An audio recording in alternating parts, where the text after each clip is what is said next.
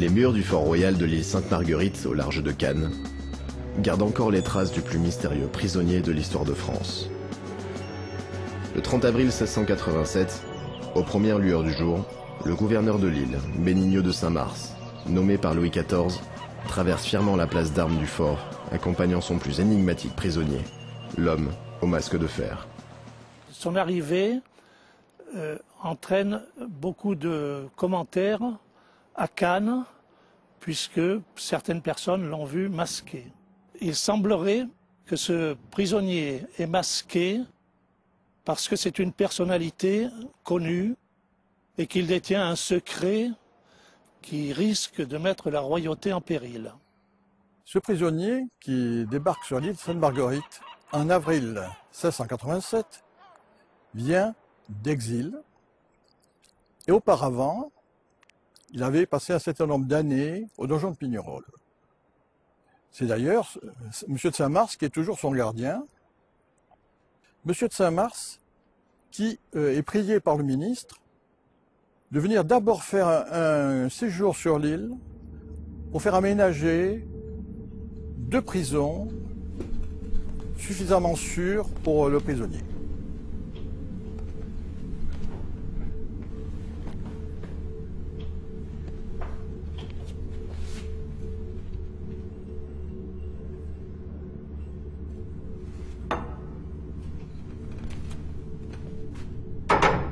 Il a commencé par lancer des travaux.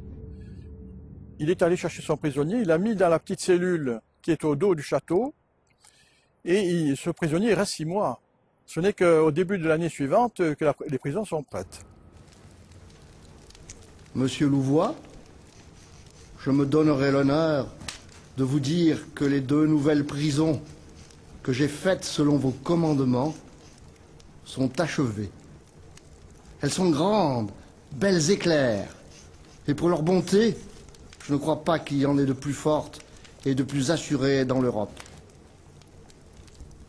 Les correspondances de Saint-Mars ont été très nombreuses avec Louvois et ensuite avec le Barbezieux, qui était le fils de Louvois.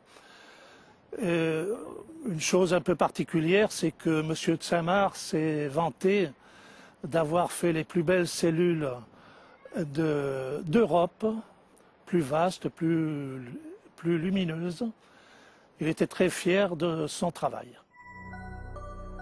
Le prisonnier masqué découvre alors sa confortable cellule où il restera enfermé pendant de nombreuses années.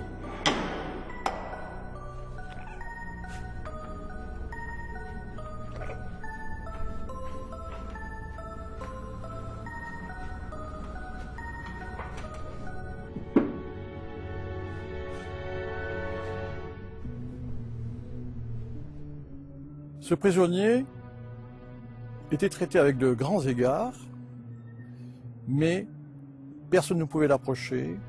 Il était un ammuré vivant. Sa captivité, disons, est restée très longtemps sans aucun espoir de sortie. Ce qui était très difficile, évidemment, à vivre, bien que il semblerait qu'il se soit résigné à cette condition. Jour après jour, le masque de fer s'abîme les yeux dans une contemplation rituelle et monotone de la baie de Cannes. Seules les visites ponctuelles de son fidèle geôlier Saint-Mars secouent un peu la torpeur poisseuse qui enveloppe ces longues journées. Nous avons plus d'intimité entre nous qu'aucun homme n'aura jamais avec aucune autre femme ou un autre homme. Car je ne suis plus homme. Je ne suis que votre bête pour servir votre prestige, une bête masquée, une bête enchaînée à votre gloire. Vous m'enserrez, vous m'étouffez. Je suffoque de vous. Envoyez-moi quelqu'un d'autre, je vous le demande. Je ne peux prendre ce risque, mon prince, et vous le savez. Votre prince. Après tant d'années, je ne connais plus mon nom que vous avez changé tant de fois, puis finalement rayé de la civilisation humaine. Je ne connais plus ma position, tant mes titres sont maintenant devenus les vôtres. Je suis mort, aux yeux de tous. Que voulez-vous que je révèle ici ma présence d'homme? Tout est oublié.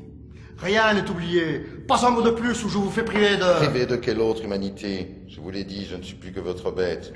Vous m'avez tout ôté. Vous avez enfreint toutes les lois de la morale, de l'humanité. Il y a pourtant des lois que je n'ai jamais enfreintes, celles de notre divine majesté.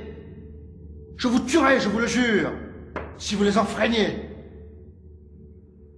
Monsieur de Saint-Marc connaissait le visage, connaissait très bien le prisonnier.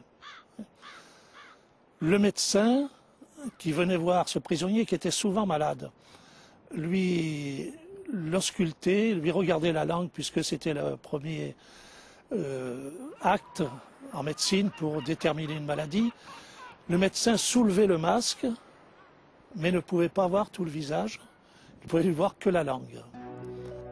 Le mystère qui entoure l'identité du masque de fer suscite bien des interrogations. Les mesures exceptionnelles mises en œuvre pour sa captivité cachent sans nul doute un lourd secret. Et déjà, les anecdotes fleurissent.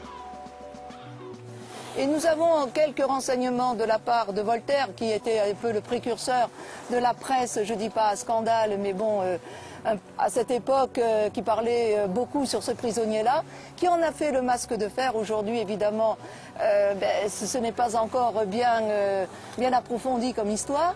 Et d'un autre côté, raconte cette anecdote qu'une fois, ce prisonnier aurait jeté de la fenêtre de sa prison un plat en argent ciselé avec gravé quelques mots.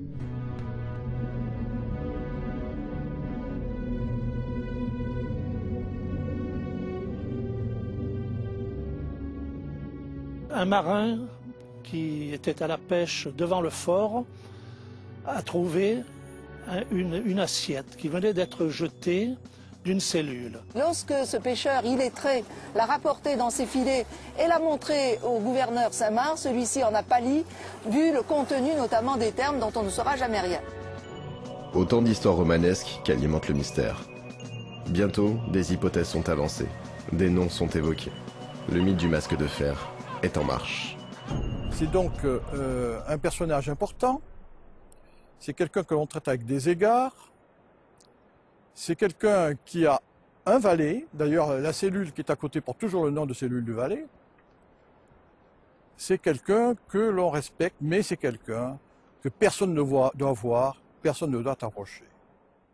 Alors ce fameux masque de fer, bon, a-t-il été le frère adultérin de Louis XIV? A-t-il été, comme on le dit, je dirais, un secrétaire d'État au compte du duc de Mantoue qui aurait trahi des causes multiples? Ou bien un personnage de basse extraction qui lui aussi aurait de très lourds secrets et dont on aurait eu peur qu'il soit livré? De nos jours, deux hypothèses sont souvent retenues par les nombreux historiens fascinés par cette énigme.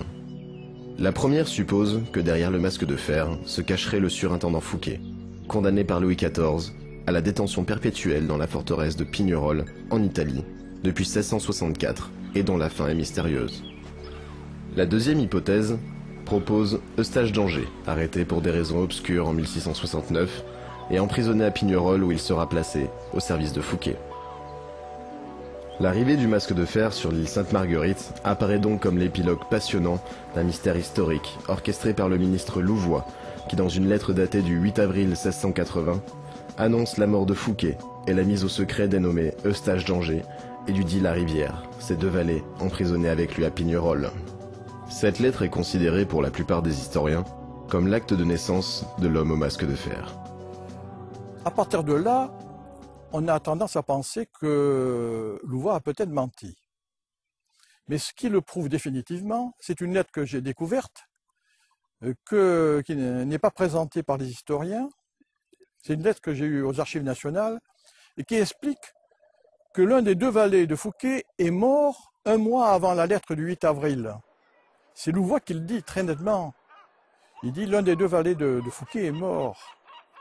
Donc si l'un des deux valets de Fouquet est mort en mars, on ne peut pas